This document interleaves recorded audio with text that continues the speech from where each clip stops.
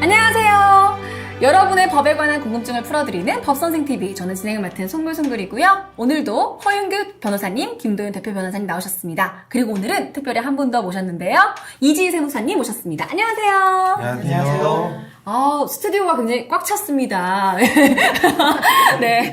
오늘 저희가 이렇게 세무사님까지 모셨는데요. 오늘 주제는 뭐죠? 네, 오늘 주제는 내 재산을 내 맘대로, 내 뜻대로 유언 대용 신탁과 세금에 관한 이야기입니다. 네, 이거 준비하셨나봐요.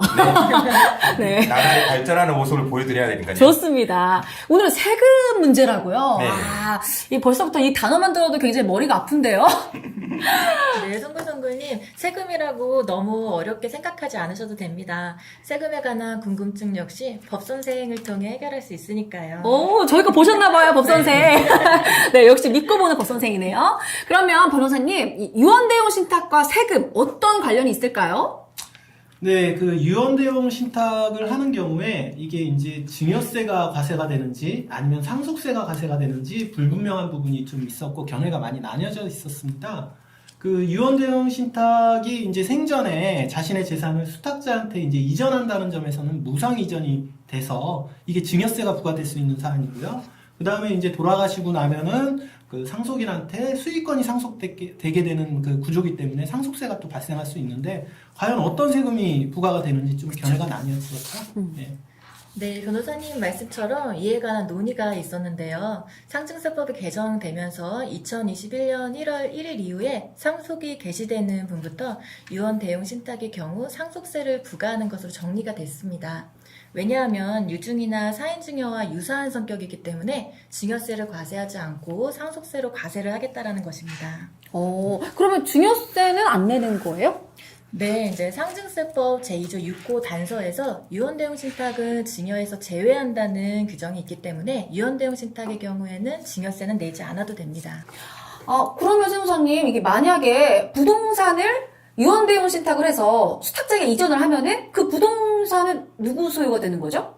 이 부동산 같은 경우에는 재산세나 보유세도 내야 되는 거 아니에요? 부동산 같은 경우에는 지방세법에서 6월 1일을 기준으로 공부상 재산을 보유하고 있는 자가 보유세를 납부하지만 신탁법에 따라 등기 또는 등록된 신탁재산은 등기 이전에도 불구하고 위탁자를 납세 의무자로 하고 있습니다.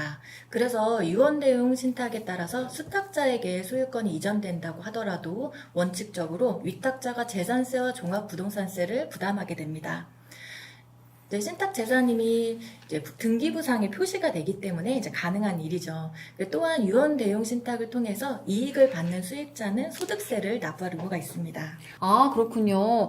그럼 이 부동산 같은 경우에는 등기를 해야 하니까 신탁재산이라는 것이 표시가 되는데 예금 같은 거에는 어떻게 신탁재산이라는 걸 알 수 있는 거죠?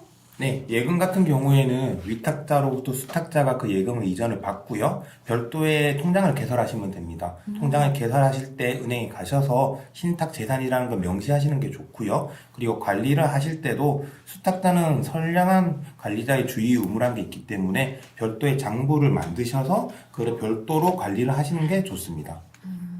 네, 참고로 이제 예금을 위탁자에서 수탁자로 이전하는 경우에 이 역시 증여세가 발생하지 않습니다. 근데 세무사님, 이게 세무서에서는 이게 증여인지 유언대용 신탁인지 모르잖아요. 그럼 어떻게 하죠? 네, 그럴 경우에는 이제 유언 대용 신탁임을 밝히면 되는데 이제 추후에 세무서에서 입증 책임에 대해서 다툼이 생길 수가 있습니다. 그러기 위해서는 실제 이제 어떤 용도로 사용하는지에 대해서 장부 작성을 좀 잘 해놓으실 필요가 있습니다. 네, 그럼 오늘 얘기를 좀 정리를 해보자면요.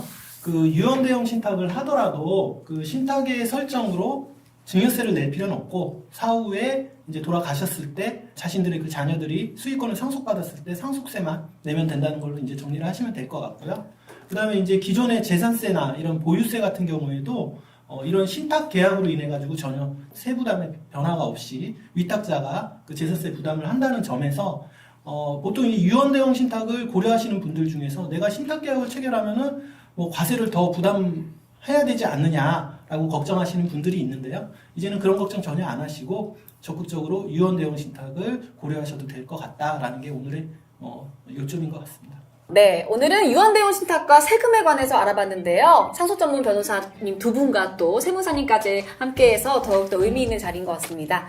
법에 대해서 그리고 세금에 대해서 궁금한 점 있으시면 언제든 불러주세요. 어떻게?